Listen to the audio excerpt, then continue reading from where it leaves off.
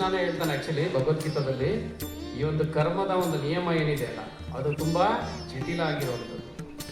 ನಾನು ಇವಾಗ ಒಂದು ಕುತ್ಕೊಂಡ್ಬಿಟ್ಟು ನಾನು ಈ ಥರ ಏನಕ್ಕಿದ್ದೀನಿ, ಈ ಥರ ಜನ್ಮ ನನಗೆ ಏನಕ್ಕೆ ಬಂತು, ನನಗೆ ಯಾರೋ ಒಬ್ರು ಬಂದು ಬೈದರೆ ಇವ್ರೇನಕ್ಕೆ ನನ್ನನ್ನು ಬೈದರು, ಇಲ್ಲ ನನ್ನ ಜನ್ಮದಲ್ಲಿ ಇವಾಗ ಏನೋ ಒಂದು ನಡೀತಾ ಇರುತ್ತೆ, ಯಾರೋ ಒಬ್ರು ಏನೋ ಒಂದು ಮಾಡಿರ್ತಾರೆ, ಇವ್ರೇನಕ್ಕೆ ನನಗೆ ಈ ಥರ ಮಾಡಿದ್ರು, ನನಗೆ ಏನಕ್ಕೆ ಈ ಥರ ಮಾಡಿದ್ರು. ಸೊ ಈ ರೀತಿ ನಾವು ಅನಾಲಿಸಿಸ್ ಮಾಡಿಕೊಂಡು ಟೈಮ್ ವೇಸ್ಟ್ ಮಾಡೋದಕ್ಕಿಂತ ಮಾಡಬೇಕಾಗಿರೋದೇನು ಹೇಳಿ, ಈ ಒಂದು ಕರ್ಮದಿಂದ ನಾನು ಯಾವ ರೀತಿ ಮುಕ್ತಿನ ಪಡ್ಕೋಬೋದು ಅನ್ನೋದನ್ನ ನಾನು ಯೋಚನೆ ಮಾಡಬೇಕು.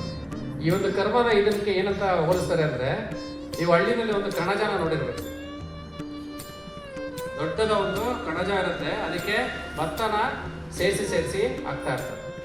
ಪ್ರತಿ ವರ್ಷ ಏನೇನು ಬರುತ್ತೆ ಅದನ್ನ ತುಂಬಿಸ್ತಾ ಇರ್ತಾರೆ. ಸೊ ಈಗ ತುಂಬಿಸಿದ್ದು ಕೆಳಗಡೆಯಿಂದ ಬರ್ತಾ ಯಾವಾಗಲೂ ತುಂಬಿಸಿರೋದು ನಮಗೆ ಈಗ ಅದು ಬರ್ತಾ ಇರುತ್ತೆ, ಹೌದು ತಾನೆ?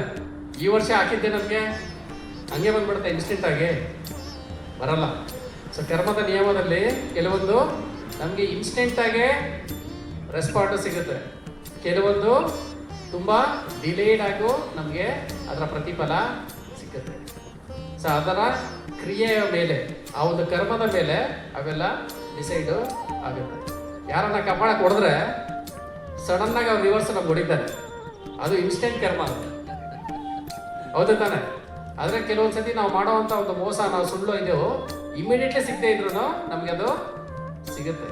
ಸೊ ಈಗ ಹಾಕಿರೋದು 5-6 ವರ್ಷ ಆದಮೇಲೆ ಬರುತ್ತೆ, 4-5 ಜನ್ಮಗಳಲ್ಲಿ ಕಳೆದ ವರ್ಷದಲ್ಲಿ ನಮಗೆ ಅದು ಪ್ರತಿಫಲ ಬರುತ್ತೆ.